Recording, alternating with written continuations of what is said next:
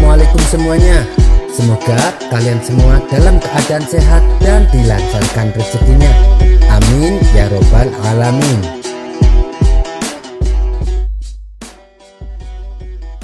Alkisah, Baginda Raja kedatangan seorang tamu asing.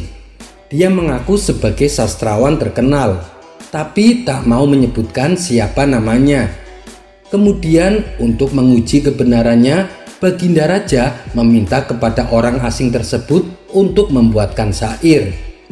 Ternyata hanya dalam waktu sekejap ia telah membuat syair yang begitu indah. Baginda Raja pun terkagum-kagum dibuatnya. Namun sekali lagi, ketika Baginda Raja menanyakan namanya, orang asing itu tak mau menjawab. Bahkan ketika ditanya tempat daerah berasal, ia sama sekali tak mau memberitahu. "Apa alasannya? Kenapa kau tak mau menyebutkan namamu?" tanya Baginda Raja heran. "Maaf Paduka yang mulia, di kota ini ada penyair yang lebih hebat dariku, dan aku merasa lancang apabila namaku bersanding dengan namanya," jawab orang asing. Baginda Raja terkejut mendengarnya. "Oh ya, siapa orang yang kau maksud?" tanya Baginda Raja. "Namanya Tuan Abu Nawas," jawabnya singkat. "Apakah kau pernah bertemu dengannya?" tanya Baginda Raja. "Belum Paduka yang mulia, kami belum pernah saling bertemu," jawabnya kembali. Tiba-tiba terbesit di benak Baginda Raja akan sebuah tantangan untuk Abu Nawas. Tanpa menunggu lama, ia segera perintahkan beberapa pengawal untuk memanggil Abu Nawas di rumahnya. Singkat cerita, datanglah Abu Nawas ke istana menghadap Baginda Raja. "Wahai Abu Nawas, aku ada tantangan baru untukmu. Bila kau bisa menjawabnya dengan benar, kau akan mendapat hadiah. Tapi bila gagal, kau akan dihukum memandikan kuda-kuda istana selama sebulan. Apakah kau bersedia?" tanya Baginda Raja. Abu Nawas dengan penuh percaya diri menerima tantangan tersebut. "Tentu saja Paduka yang mulia, beritahu saya apa tantangannya?" tanya Abu Nawas. "Kau lihat orang di sampingku, dia adalah sastrawan terkenal, dan tugasmu adalah menebak siapa namanya," kata Baginda Raja memberitahu. Sesaat Abu Nawas terdiam. Dalam hati ia berkata, "Selama ini aku belum pernah lihat dia. Kalau dia memang penyair terkenal, kenapa baru kali ini aku melihatnya?" Namun namanya saja Abu Nawas, ia punya sejuta akal untuk menyelesaikan tantangannya. Kemudian ia menghampiri orang asing itu dan duduk tepat di hadapannya. "Wahai Tuan, sebagai penyair terkenal, tentu engkau kenal dengan puisi Al-Mahsi," tanya Abu Nawas. "Iya, saya hafal puisi-puisinya," jawab orang asing. "Kalau begitu, coba bacalah karyanya. Aku ingin mendengar darimu," pinta Abu Nawas. Maka orang asing itu pun membaca beberapa puisi karya Al-Mahsi. Namun tidak berhenti sampai di situ. Abu Nawas juga meminta untuk membacakan puisi dari para penyair-penyair lain yang juga terkenal. Orang asing itu pun menyanggupi permintaan Abu Nawas. Abu Nawas yang sedari tadi memperhatikan orang asing itu membacakan puisi mulai menemukan titik terang untuk mengungkap siapa jati diri orang asing di hadapannya. "Wahai Tuan, kau tentu kenal dengan Abbas bin Nasih, bukan?" tanya Abu Nawas. "Iya Tuan, saya kenal," jawabnya dengan sedikit kaget. Ia tak menyangka bahwa namanya dikenal oleh Abu Nawas. "Baiklah, sekarang coba bacakan karya puisi-puisinya," pinta Abu Nawas kembali. Maka orang asing itu mulai membacakan beberapa puisi karya Abbas bin Nasih. Kali ini ia membacanya dengan penuh penghayatan. Setelah selesai membacakan beberapa puisi, Abu Nawas berkata, "Aku yakin kau pasti yang bernama Abbas bin Nasih, penyair terkenal dari Andalusia." Orang itu pun mengangguk malu membenarkan tebakan Abu Nawas. "Iya Tuan, saya memang Abbas Binasih. Suatu kehormatan bisa berjumpa dengan Tuan." Baginda Raja yang melihat itu menjadi kaget. "Wahai Abu Nawas, bagaimana kau bisa mengetahui bahwa orang itu bernama Abbas Binasih?" tanya Baginda Raja. "Oh, itu mudah saja Paduka. Ketika ia membaca puisi karya orang lain, sikap dan gerak-geriknya seenaknya saja. Tetapi ketika ia membaca karya puisinya sendiri, ia tampak bersemangat dan penuh penghayatan. Itulah yang membuatku yakin bahwa dia yang bernama Abbas Binasih," terang Abu Nawas. Mendengar penjelasan Abu Nawas, Baginda Raja pun kagum dengan kecerdikannya. Dan sesuai kesepakatan, Abu Nawas diberi hadiah berupa pundi-pundi uang. Kisah selanjutnya. Karena seringnya gagal mengerjai Abu Nawas, Baginda Raja mulai putus asa. Ia mengakui bahwa Abu Nawas terlalu cerdik untuk diperdaya. Alih-alih akan mempermalukan Abu Nawas, justru Baginda Raja sendiri yang kena getahnya. Hal inilah yang membuatnya geram dan ingin membalaskan dendam. Tapi Baginda Raja bingung harus dengan cara apa untuk mewujudkannya. Kemudian Baginda Raja bertanya kepada para menteri istana, "Adakah di antara kalian punya cara untuk memperdayai Abu Nawas?" tanya Baginda Raja. Mereka semua terdiam, hanya saling tatap satu sama lain. "Salah satu dari kalian masa tidak ada yang punya?" tanya Baginda Raja memastikan. "Ampun Paduka yang mulia, sebenarnya kami punya berbagai cara untuk menjebak Abu Nawas. Tapi dia itu sangat cerdik. Takutnya nanti malah jadi bumerang, sehingga membuat Paduka menanggung malu. Dan kami tak ingin itu kembali terulang," jawab salah satu menterinya. Baginda Raja pun memahami kekhawatiran mereka. Namun tiba-tiba salah satu menteri yang lain mengusulkan suatu cara yang tak seperti biasanya. "Paduka yang mulia, saya punya sebuah tantangan, tapi bukan jebakan. Barangkali Paduka berkenan." Mendengar hal itu, Baginda Raja merasa ragu. "Apa kamu yakin tantanganmu bisa untuk mengerjai Abu Nawas?" tanya Baginda Raja. "Ini bukan jebakan Paduka. Jadi apa yang akan diperbuat Abu Nawas atas dasar kesadaran sendiri," jawab sang menteri. "Oh ya, coba beritahu aku apa tantanganmu," pinta Baginda Raja penasaran. "Begini Paduka yang mulia, kita tantang Abu Nawas mengikat sepatu di atas kepalanya, kemudian suruh dia berkeliling kota. Tapi syaratnya dia tidak boleh marah dan tidak boleh mengejek orang. Apabila berhasil, sebagai imbalannya dia akan menerima hadiah 1000 dinar, kata sang menteri menjelaskan.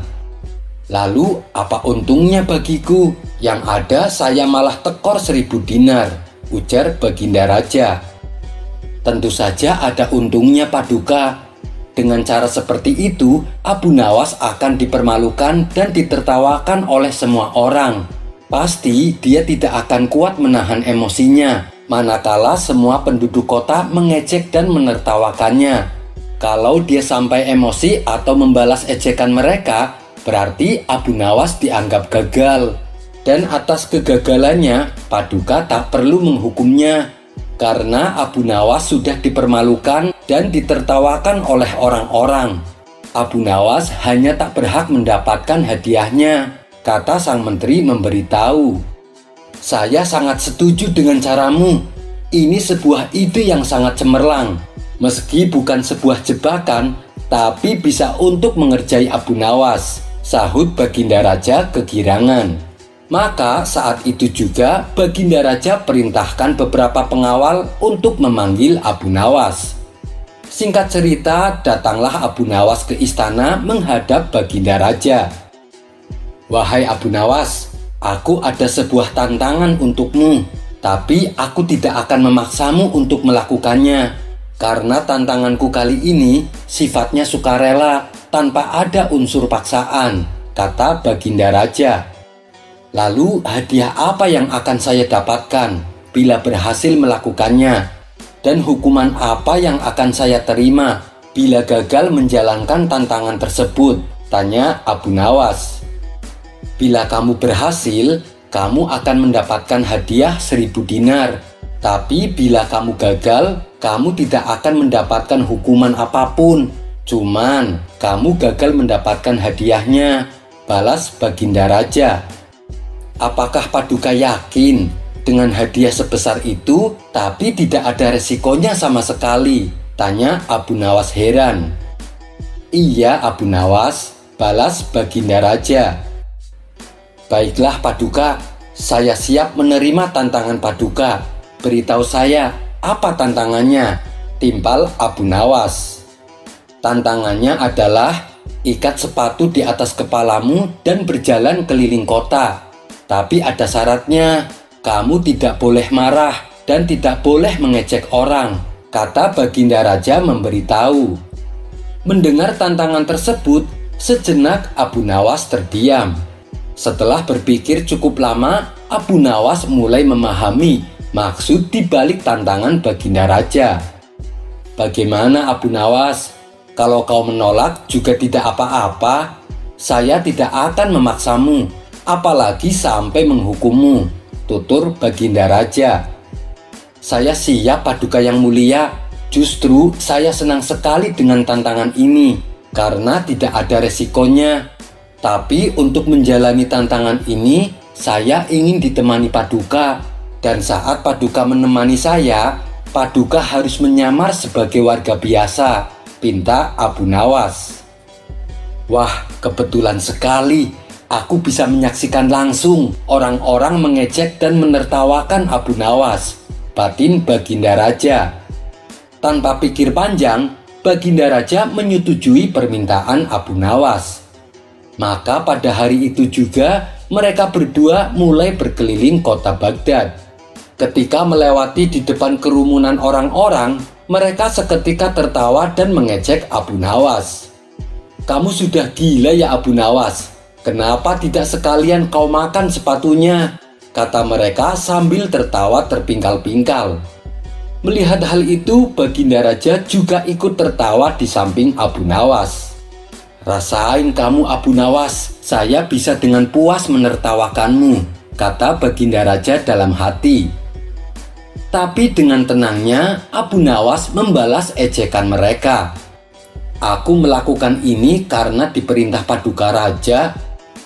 Orang-orang yang tadinya tertawa langsung menghentikan tawanya dan berkata, benarkah Abu Nawas? Memang terkadang Paduka Raja tidak punya otak, rakyat sendiri malah dipermalukan. Mereka tidak mengetahui bahwa orang yang di samping Abu Nawas adalah Baginda Raja yang sedang menyamar. Selanjutnya, Abu Nawas dan Baginda Raja melewati kerumunan orang-orang berikutnya. Melihat penampilan Abu Nawas, mereka pun tak kuasa menahan tawanya. Hei Abu Nawas, kenapa tidak sekalian kau taruh rak sepatu di atas kepalamu? Kata mereka sambil tertawa. Aku melakukan ini karena diperintah Paduka Raja, jawab Abu Nawas. Mereka yang tadinya tertawa merasa iba dan berkata, bila yang kamu katakan itu benar, berarti Paduka Raja sudah sinting. Masa rakyatnya sendiri diperlakukan seperti ini, ujar mereka. Begitulah seterusnya. Setiap kali Abu Nawas ditertawakan orang-orang, ia selalu membalas dengan jawaban yang sama. Sehingga orang-orang yang tadinya menertawakan menjadi kasihan dan berganti menghujat Baginda Raja. Tak tahan terus-terusan mendengar cemoohan dan hujatan warga, Baginda Raja menjadi emosi. Ia pun mengatakan kepada Abu Nawas untuk menyudahi tantangan tersebut. Tapi Paduka, kita kan belum masuk ke pasar. Di sana masih banyak orang-orang yang akan menertawakan saya, ledek Abu Nawas. Cukup Abu Nawas, kita pulang saja sekarang, hardik Baginda Raja. Ternyata tidak mudah mengerjai Abu Nawas. Ia punya 1000 akal untuk membalikan keadaan. Untuk kesekian kalinya, Baginda Raja harus menanggung akibatnya. Orang-orang bukannya menertawakan Abu Nawas, mereka justru malah menghujat Baginda Raja. Akhirnya, Abu Nawas pulang dengan membawa hadiah uang 1000 dinar. Kisah selanjutnya. Alkisah, Raja Bengis nan kejam bernama Timur Leng berhasil menjajah seluruh negeri Asia Tengah. Dia dan ribuan pasukannya tak segan-segan menghancurkan siapa saja yang berani melawannya. Dan desas-desusnya, Raja Timur dan pasukannya berencana menyerang kota Baghdad. Hal ini membuat semua warga dicekam ketakutan, termasuk Abu Nawas sendiri. Sebab Raja Timur dan pasukannya terkenal sadis dan kejam. Beberapa bulan kemudian terdengar kabar bahwa Raja Timur beserta pasukan akan memasuki kota Baghdad. Abu Nawas selaku orang yang ditokohkan segera mengajak masyarakat berkumpul di alun-alun. Lantas ia naik ke atas mimbar dan berpidato di depan khalayak ramai. Mari kita semua berdoa supaya pasukan tentara Raja Timur ditimpa musibah angin topan yang dahsyat, sehingga mereka semua menjadi binasa. Semua warga yang kala itu berkumpul di alun-alun serempak mengucapkan amin dengan lantang. Tiba-tiba seorang pria berdiri dan bertanya kepada Abu Nawas, "Apakah Anda pernah melihat tentara Raja Timur?" Abu Nawas menjawab, "Belum pernah. Dan aku juga belum pernah melihatmu sebelumnya. Sepertinya kamu bukan orang sini."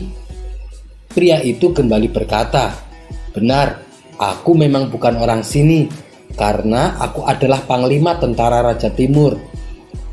Sontak Abu Nawas terkejut, begitu pula dengan penduduk desa. Mereka tak menyangka bahwa pasukan tentara Raja Timur sudah memasuki desanya. Tapi dengan tenang, Abu Nawas melanjutkan pidatonya. "Mari kita berdoa sekali lagi, kali ini untuk jenazah kita." Mendengar hal itu, membuat Panglima Tentara Raja Timur menjadi heran. "Kenapa berdoa untuk jenazahmu sendiri? Dasar bodoh, orang mati itu didoakan oleh orang yang hidup," ujar Panglima Tentara Raja Timur. "Tuan benar. Tapi bukankah kami semua akan mati diserang pasukan Tuan? Sedangkan kami tidak tahu apakah akan ada di antara kami yang hidup untuk mendoakan jenazah kami. Jadi selagi kami masih hidup, kami berdoa untuk jenazah kami nanti," balas Abu Nawas. Seketika Panglima Tentara Raja Timur tertawa terpingkal-pingkal mendengarnya.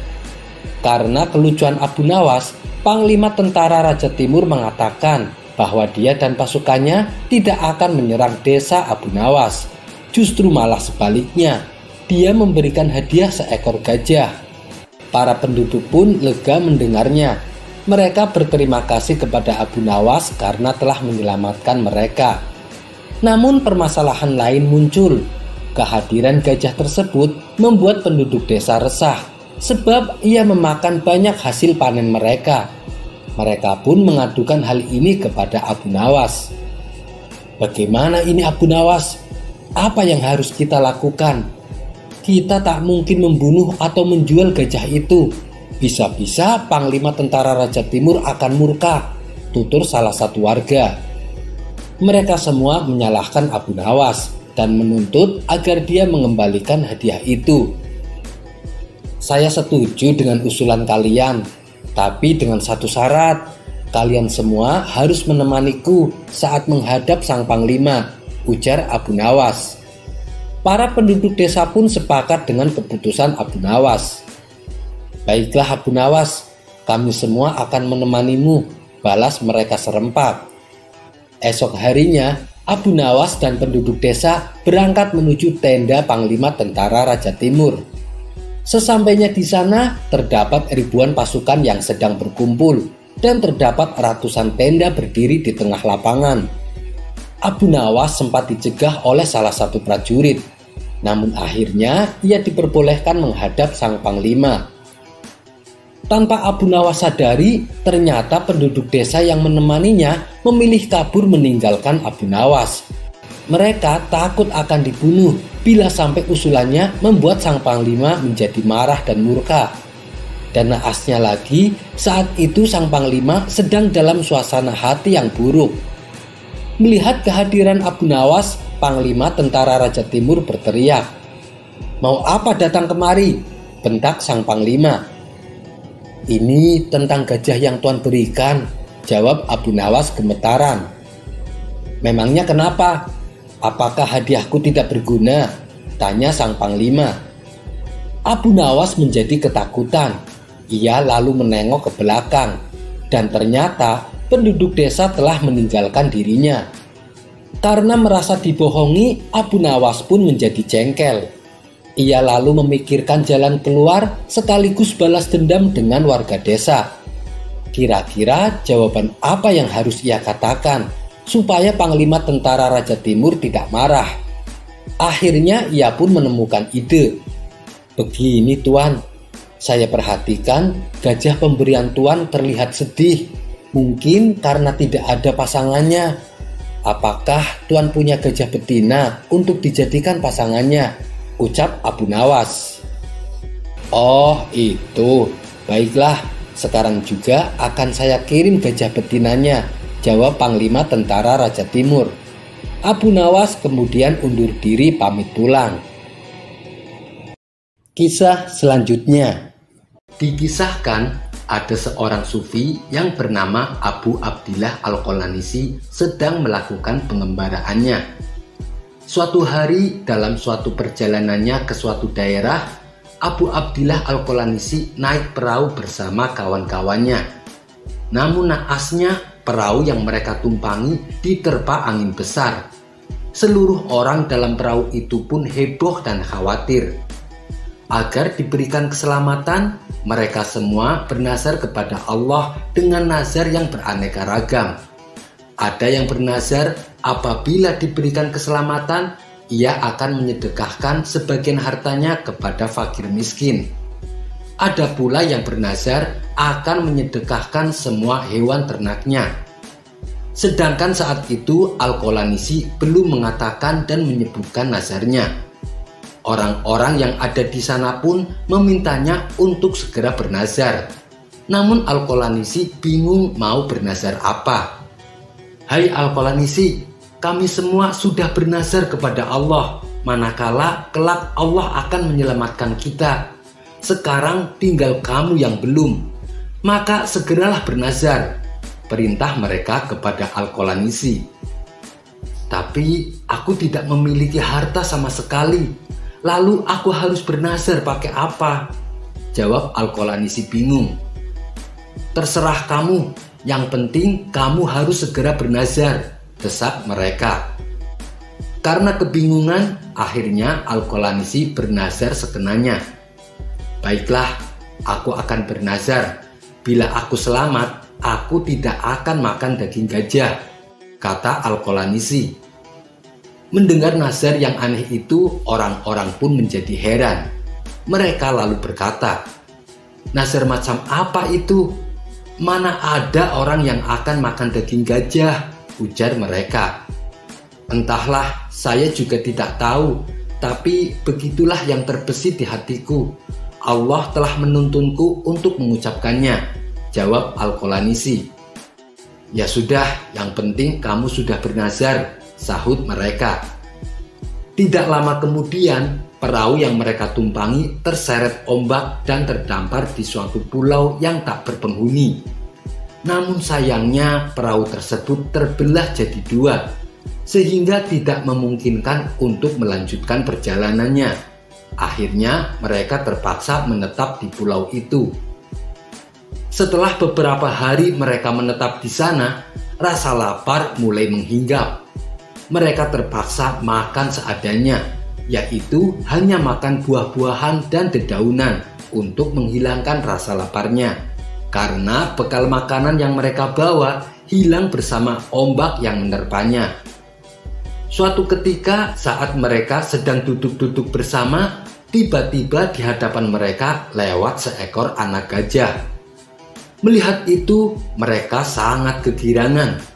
Tak perlu menunggu lama, si anak gajah pun segera diburu. Setelah anak gajah tertangkap, mereka segera menyembelihnya untuk dijadikan santapan. Tak lupa mereka juga menawari Al-Qalanisi, akan tetapi ia menolaknya. "Bukankah kalian tahu bahwa nazarku tidak akan makan daging gajah?" kata Al-Qalanisi menjelaskan. Namun mereka tetap memaksanya. Mereka berdalih bahwa sekarang ini sedang dalam keadaan darurat, maka tak apa melanggar sumpah. Tapi bagi Al-Qalanisi, sumpah tetaplah sumpah, dan ia harus menjalankan sumpahnya. Al-Qalanisi tetap teguh dengan pendiriannya untuk tidak makan daging gajah. Setelah kenyang dengan santapan daging gajah itu, akhirnya mereka pun tertidur. Hanya Al-Qalanisi yang tidak dapat tidur karena menahan lapar. Di saat itulah datang induk gajah yang mencari anaknya. Ia berjalan sambil mengendus mengikuti jejak langkah kaki anaknya. Hingga akhirnya ia menemukan tulang belulang anaknya.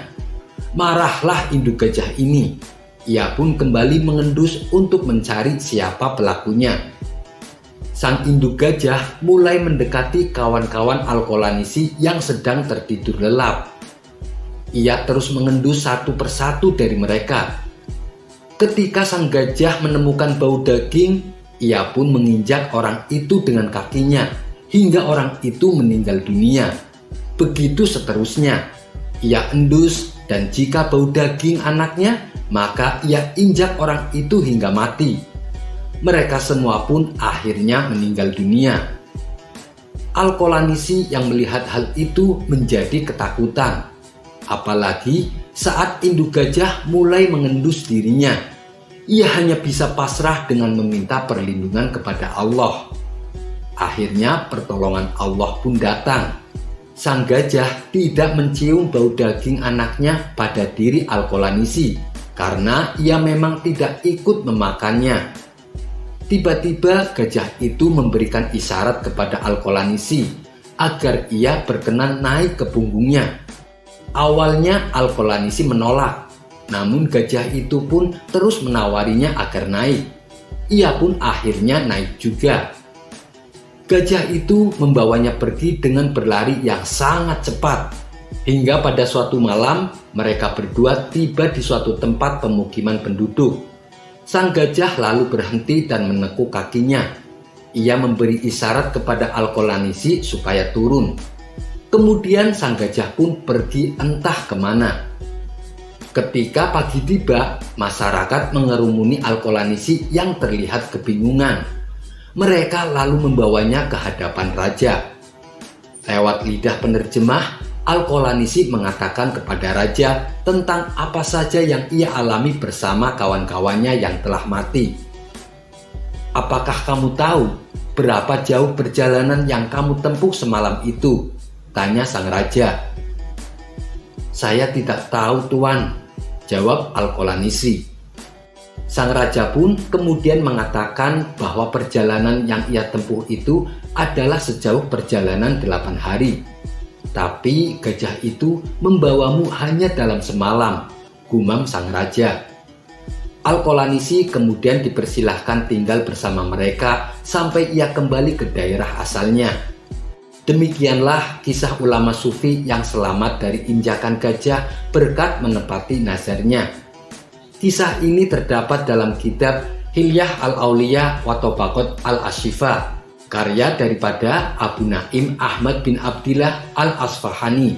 Wallahu a'lam bishawab. Kisah selanjutnya.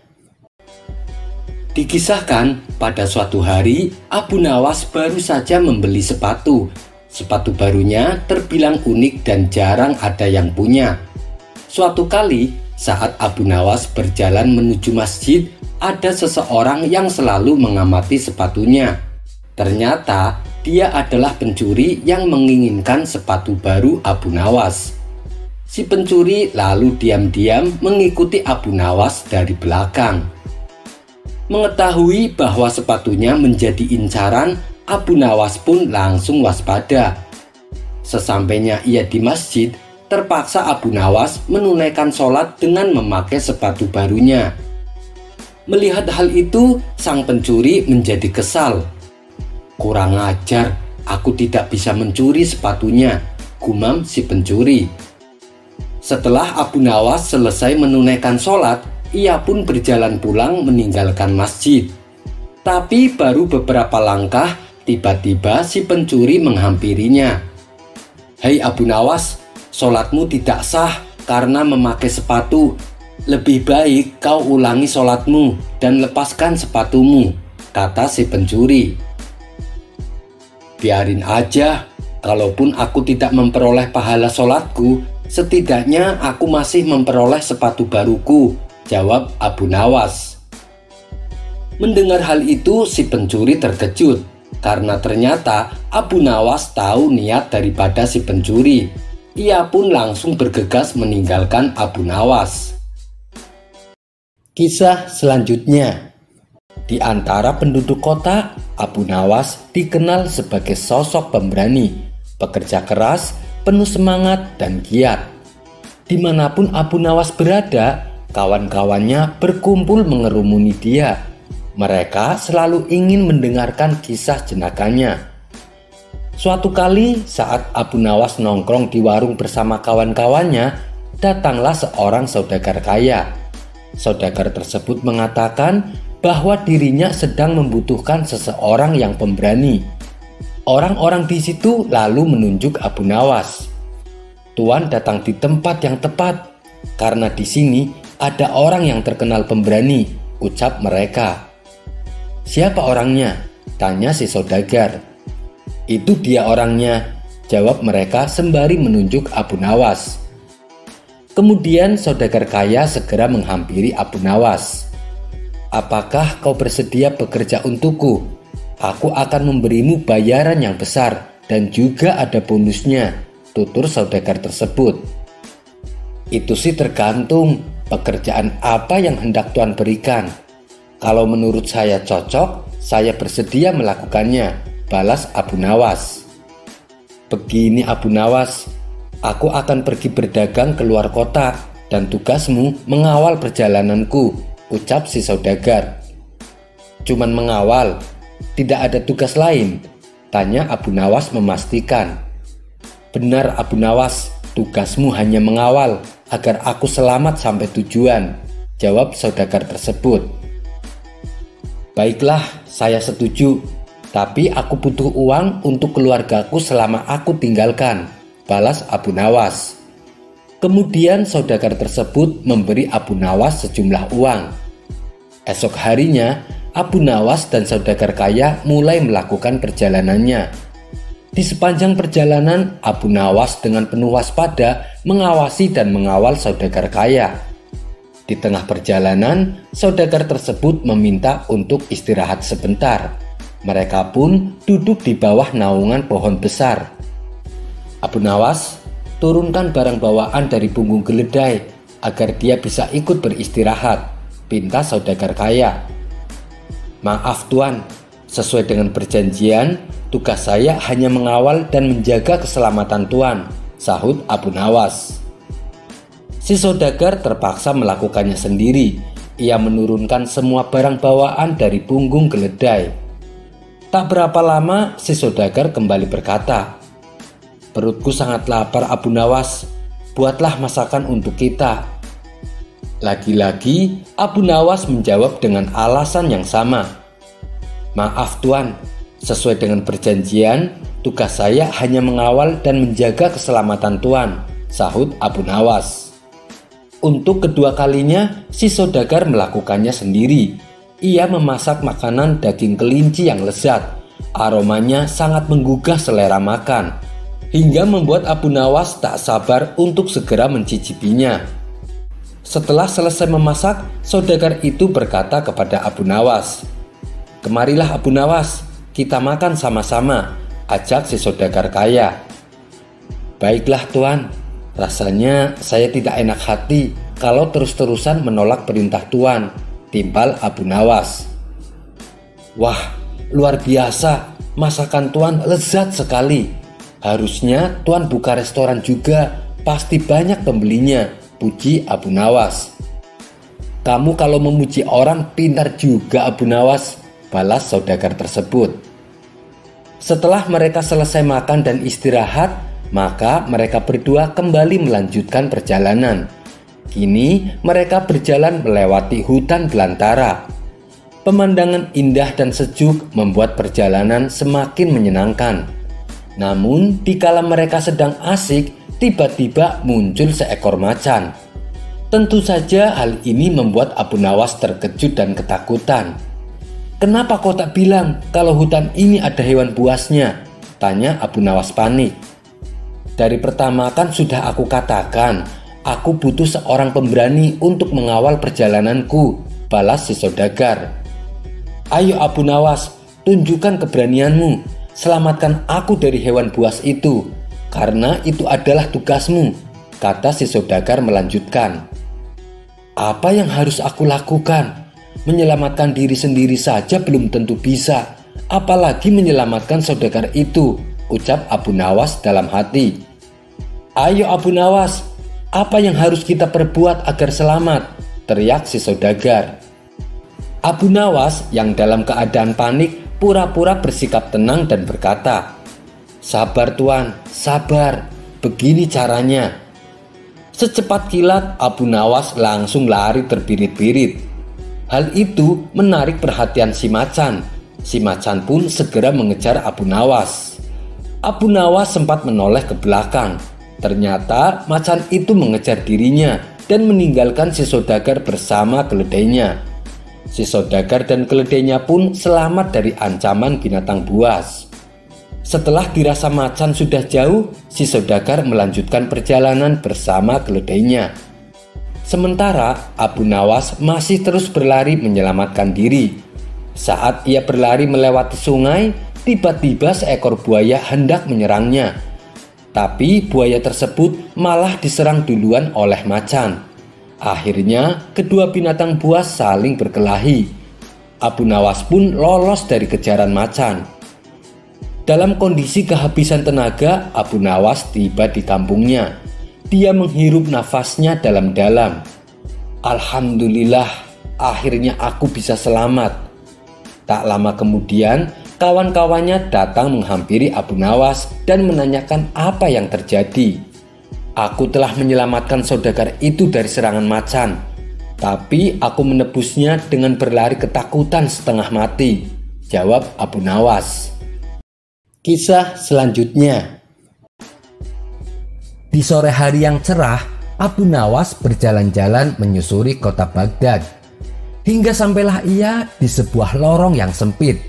Di situ, Abu Nawas melihat ada seorang pengemis yang sedang duduk sendirian meratapi nasibnya. Abu Nawas lalu menghampiri pengemis tersebut. "Kamu kenapa terlihat murung?" tanya Abu Nawas. "Saya dari pagi belum makan, Tuan. Saya sudah mengemis ke sana kemari, tapi tidak ada yang mau memberiku uang," jawab si pengemis sambil menangis terisak. Abu Nawas menjadi merasa iba. Ia lalu merogoh kantong bajunya dan memberikan 10 dinar. "Ini ada 10 dinar untukmu supaya kamu bisa membeli makanan." Si pengemis yang tadinya murung seketika berubah menjadi ceria.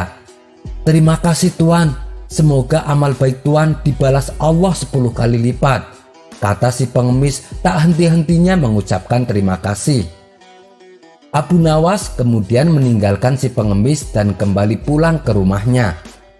Saat menjelang malam tiba, Abu Nawas melepaskan lelahnya dengan istirahat tidur di ranjang. Di dalam tidurnya, Abu Nawas bermimpi bertemu dengan malaikat yang menyamar sebagai seorang saudagar tampan yang kaya raya. Saudagar itu sangat baik hati dan dermawan.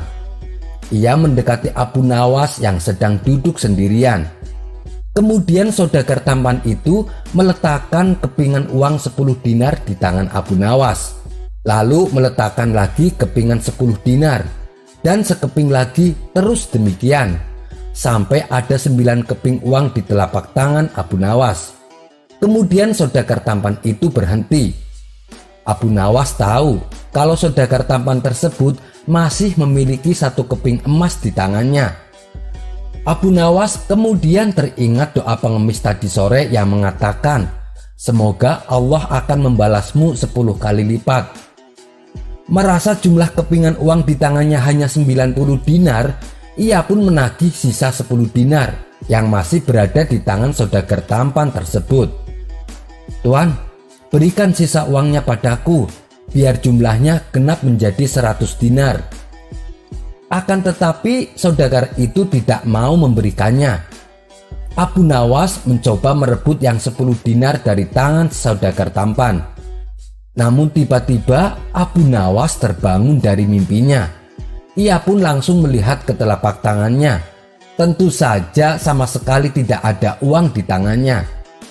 Cepat-cepat Abu Nawas menutupkan matanya kembali dan berteriak, baiklah, yang 10 dinar tidak usah Tuan berikan, tapi tolong yang 90 dinar tadi kembalikan padaku. Cerita selanjutnya.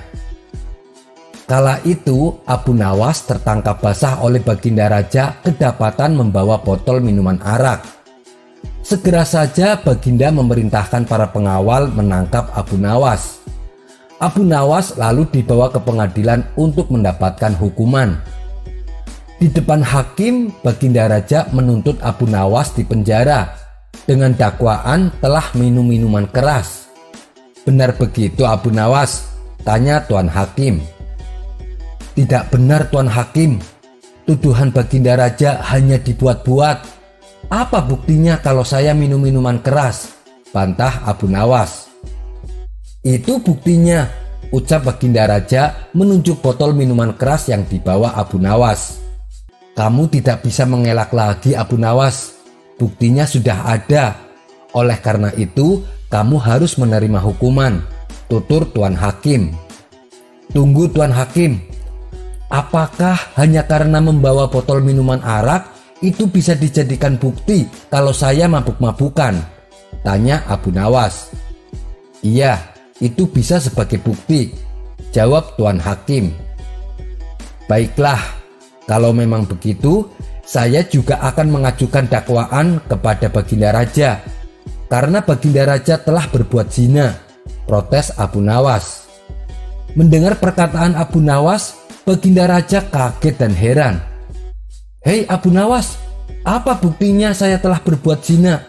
Kamu jangan menuduh sembarangan, tanya Baginda Raja sewot.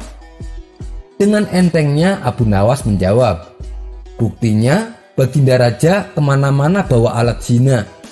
Maksudnya adalah Baginda membawa kemaluannya kemana-mana dia pergi. Sontak Baginda Raja dan Tuan Hakim langsung tertawa terbahak-bahak mendengar jawaban Abu Nawas. Kisah selanjutnya.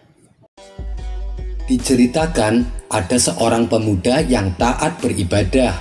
Setiap malam ia tak pernah ketinggalan sholat tahajud.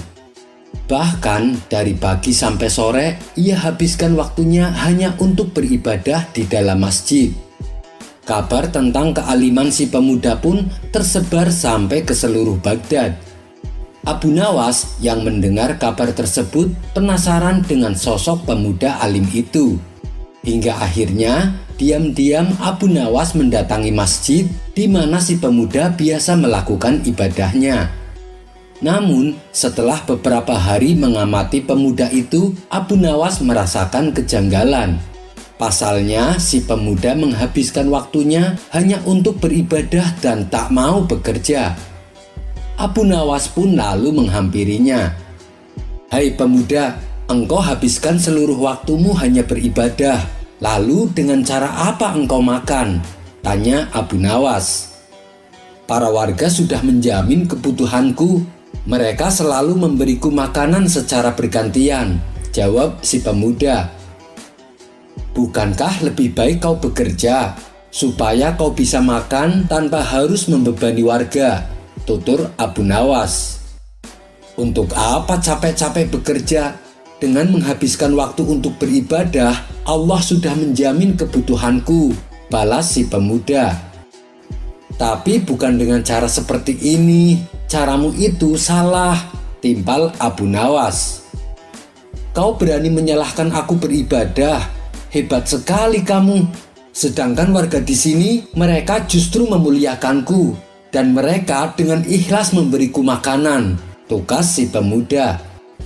Baiklah, lalu apa yang kau harapkan dari ibadahmu itu? Tanya Abu Nawas. Tentu saja aku menginginkan surga, jawab si pemuda. Iya, itu saat di akhirat nanti. Kalau di dunia, apa yang kau harapkan? Tanya Abu Nawas kembali. Dengan ibadahku ini, aku yakin dengan keajaiban Allah. Suatu saat, aku pasti memperoleh kekayaan tanpa harus bekerja, sehingga aku bisa lebih giat beribadah, jelas si pemuda. Mendengar hal itu, Abu Nawas hanya bisa geleng-geleng kepala. Ia pun pergi meninggalkan si pemuda. Setibanya di rumah, Abu Nawas memikirkan cara untuk menyadarkan si pemuda. Tiba-tiba terbesit di benaknya sebuah ide yang konyol. Esok paginya, ia kembali mendatangi si pemuda. Hai anak muda, kemarin yang kau katakan ada benarnya juga. Kalau kita rajin beribadah, Allah akan memberi keajaiban pada kita. Karena di kebunku tiba-tiba tumbuh pohon uang, tutur Abu Nawas. Si pemuda pun tertegun mendengarnya. Bolehkah aku melihat pohonmu itu? Tanya si pemuda. Tentu saja boleh, bahkan aku berniat memberikannya padamu, ujar Abu Nawas. Benarkah Tuan? Ayo kita ke tempat kebun miliknya Tuan, ajak si pemuda tak sabar. Maka mereka berdua segera berangkat menuju kebun Abu Nawas. Sesampainya di sana, si pemuda tak mendapati pohon uang yang diceritakan oleh Abu Nawas. Mana pohonnya? Tanya si pemuda. Itu dia, jawab Abu Nawas sambil menunjuk pohon kurma yang masih kecil. Itu kan pohon kurma, mana mungkin bisa keluar uang, ujar si pemuda. Bentuknya memang seperti pohon kurma, tapi nanti kalau sudah besar dan berbuah akan menghasilkan uang, jelas Abu Nawas. Baiklah, lalu apa yang harus aku lakukan? Tanya si pemuda. Kau rawat pohon kecil itu supaya menjadi besar. Caranya kau siram air tiap pagi dan sore, jawab Abu Nawas. Sejak saat itulah si pemuda mulai giat bekerja. Di samping ia tekun beribadah, ia juga rajin merawat pohon kurma. Setelah 6 bulan kemudian, pohon kurma itu pun menjadi besar dan berbuah sangat banyak. Akan tetapi si pemuda merasa kecewa dan berkata kepada Abu Nawas, Anda pembohong, saya sudah capek-capek merawat pohon itu, tapi tak ada uang yang keluar, kata si pemuda merasa kesal. Bukankah buah kurma itu uang? Kau petik semuanya dan jualah ke pasar, saran Abu Nawas. Karena sudah terlanjur bersusah payah, si pemuda pun melakukan apa yang disarankan. Dan benar saja, setelah semua buah kurmanya laku terjual, ia mendapatkan uang yang lumayan banyak. Seketika rasa kecewa si pemuda terobati. Wajahnya menjadi ceria dan bahagia. Bagaimana? Apakah kau masih berminat untuk merawat pohon kurma? Tanya Abu Nawas. Iya Tuan Abu, saya masih berminat, jawab pemuda itu penuh semangat. Nah, begitu dong. Ibadah tetap harus kita jalankan, tapi kita juga harus bekerja. Rasulullah sendiri selain berdakwah, beliau juga bekerja untuk mencari nafkah. Padahal kalau Rasulullah mau, beliau tinggal berdoa tanpa bekerja, dan apapun keinginan beliau pasti akan dikabulkan. Tapi beliau ingin memberi contoh kepada umatnya bahwa mencari nafkah itu juga hukumnya wajib. Apalagi kalau bekerja diniatkan ibadah, misalnya untuk menafkahi keluarganya, dan selebihnya untuk bersedekah, maka akan mendapatkan 2 keuntungan, yaitu keuntungan secara materi dan juga keuntungan pahala, tutur Abu Nawas. Setelah mendengar penuturan Abu Nawas, si pemuda pun mulai menyadari atas kekeliruannya, dan ia berjanji mulai saat itu ia akan rajin beribadah dan juga rajin bekerja. Kisah selanjutnya. Biasanya ketika ada sebuah makam keramat yang diziarahi banyak orang, hal itu disebabkan karena di tempat itu dikuburkan seorang yang alim, atau bisa juga seorang pahlawan yang berjasa bagi negaranya. Tujuan para peziarah pun berbeda-beda. Ada yang sekedar mendoakan, ada pula yang meminta keberkahan. Dan kali ini saya akan menceritakan kisah lucu tentang Abu Nawas dan makam keramat. Kisah ini berawal ketika Abu Nawas silaturahmi ke rumah sahabatnya yang berada di kampung seberang. Sepulangnya dari sana, Abu Nawas diberi hadiah seekor keledai sebagai kenang-kenangan. Beberapa hari kemudian, Abu Nawas mendengar kabar bahwa sahabatnya itu meninggal dunia. Sedihlah hati Abu Nawas. Ia tak menyangka sahabatnya yang sangat ia cintai pergi begitu cepat meninggalkan dunia ini. Untuk mengobati rasa kehilangannya, Abu Nawas merawat dengan baik keledai pemberian sahabatnya itu. Sebab keledai inilah satu-satunya kenangan yang membuat dirinya selalu teringat akan sahabatnya. Abu Nawas memperlakukan si keledai dengan sepenuh hati, layaknya ia memperlakukan sahabatnya yang telah meninggal itu. Tidak berselang lama, Abu Nawas kembali dirundung duka. Keledai pemberian sahabatnya juga ikut mati. Ia pun lalu menguburkannya di kampung sahabatnya yang telah meninggal. Setelah usai mengubur, Abu Nawas bersimpuh di pusara sambil meratapi keledainya untuk beberapa lama. Abu Nawas terlihat khusyuk berdoa dengan bercucuran air mata. Di saat situasi demikian, lewatlah rombongan warga melintas di tempat itu. Mereka berpikir pasti yang di makam tersebut adalah makam orang suci. Sebab Abu Nawas yang terkenal alim dan pintar saja sampai rela datang ke kampung mereka hanya untuk menziarahi makam itu. Apalagi ketika mereka melihat Abu Nawas tampak sedih sampai sebegitunya meratapi kepergian orang di makam itu. Rombongan warga ini lalu berhenti dan ikut berdoa di makam tersebut. Ada yang minta keberkahan, ada pula yang berdoa agar hajatnya terkabul. Tentu saja hal ini membuat Abu Nawas kaget. "Hei, apa yang kalian lakukan?" tanya Abu Nawas heran. "Kami juga ingin mendapatkan berkah seperti dirimu. Kami yakin kalau makam ini adalah bukan makam orang sembarangan," jawab mereka. Bertambah kagetlah Abu Nawas mendengarnya. Kemudian Abu Nawas memberitahu bahwa kuburan tersebut bukanlah kuburan siapa-siapa, melainkan kuburan keledai miliknya. Tapi mereka tak mempercayainya. "Mana mungkin ini makam keledai? Buktinya kamu sampai sebegitu sedihnya. Kamu pasti ingin mencari keuntungan dari makam ini hanya untuk dirimu saja," ujar mereka. Abu Nawas sudah berkali-kali meyakinkan mereka, tapi mereka tidak menghiraukannya, yang akhirnya membuat Abu Nawas kewalahan. Ia pun akhirnya menyerah dan meninggalkan kampung tersebut. Bertahun-tahun kemudian, Abu Nawas diajak kawannya jalan-jalan mengunjungi kampung tempat keledai Abu Nawas dimakamkan. Sesampainya di sana, Abu Nawas dan kawannya merasa heran. Kenapa ada banyak orang mengunjungi sebuah makam? Ratusan orang terlihat antri bergantian menziarahi makam tersebut. Abu Nawas dan kawannya pun menjadi penasaran. Mereka berdua ingin mengetahuinya. "Makam siapa yang kau kunjungi?"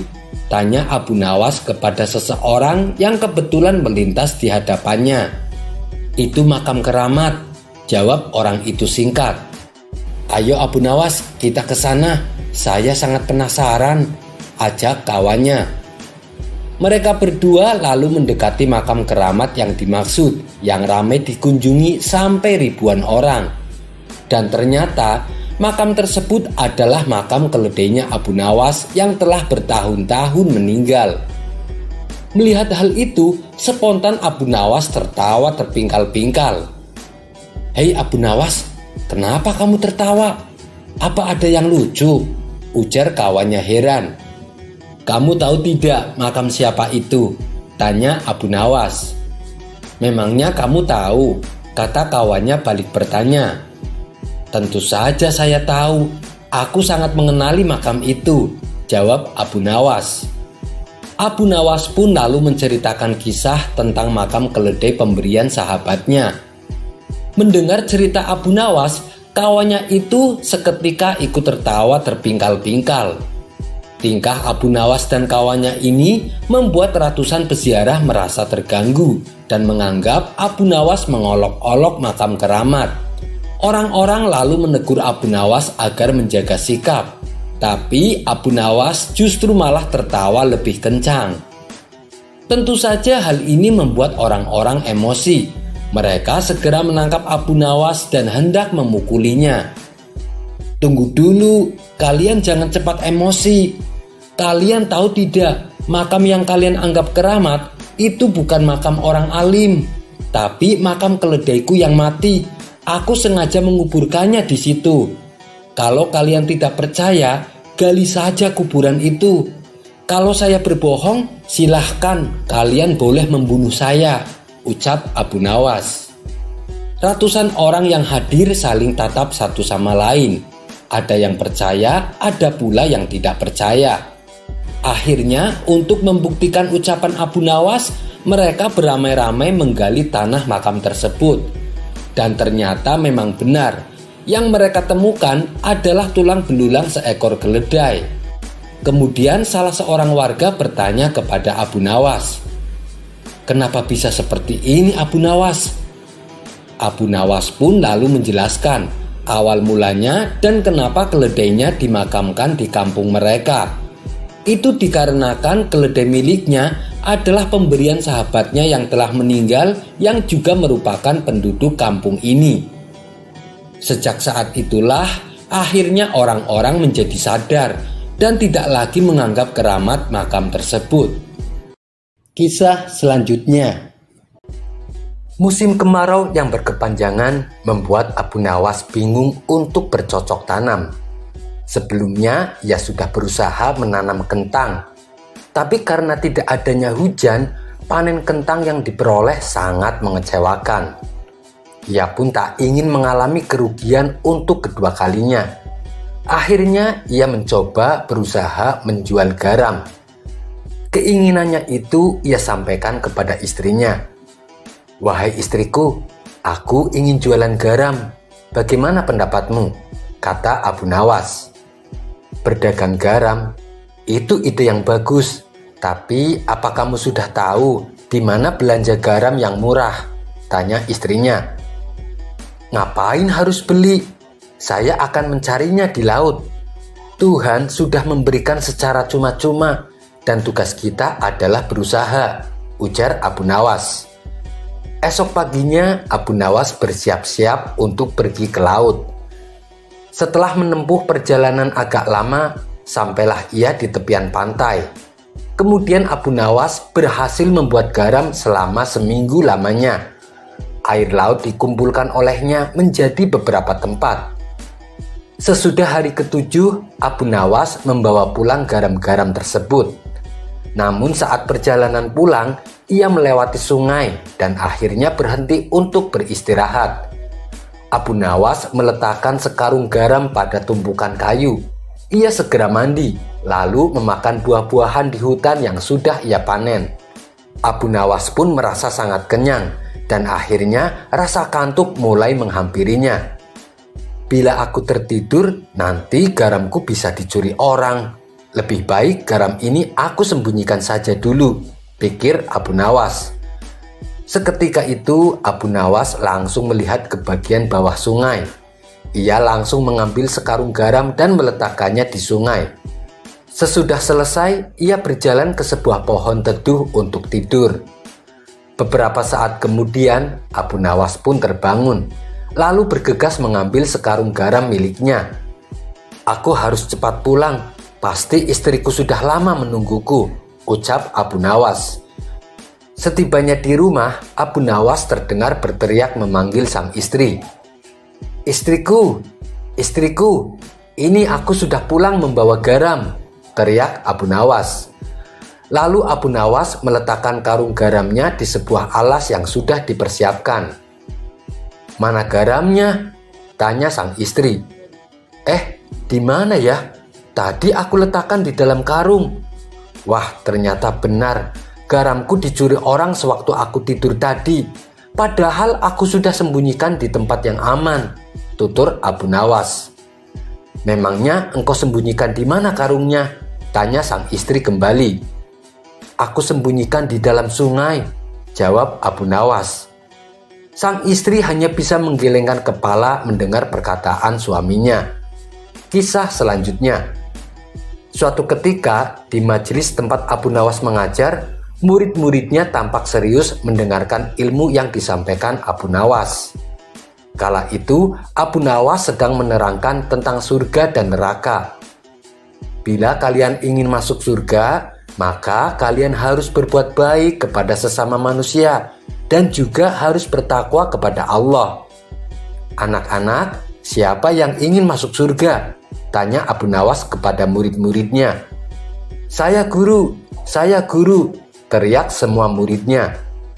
Dari semua murid yang mengajukan diri, ada satu murid yang bernama Hamid yang terlihat diam dan tidak berteriak. Hal ini membuat Abu Nawas bertanya kembali. "Anak-anak, siapa yang mau masuk surga? Coba tunjukkan tangannya." Saya guru, teriak para murid sambil mengangkat tangannya. Hamid lagi-lagi masih tampak diam saja. Lalu Abu Nawas pun kembali bertanya, "Siapa yang ingin masuk surga? Coba berdiri," perintah Abu Nawas. Semua muridnya langsung berdiri, kecuali Hamid yang hanya diam saja.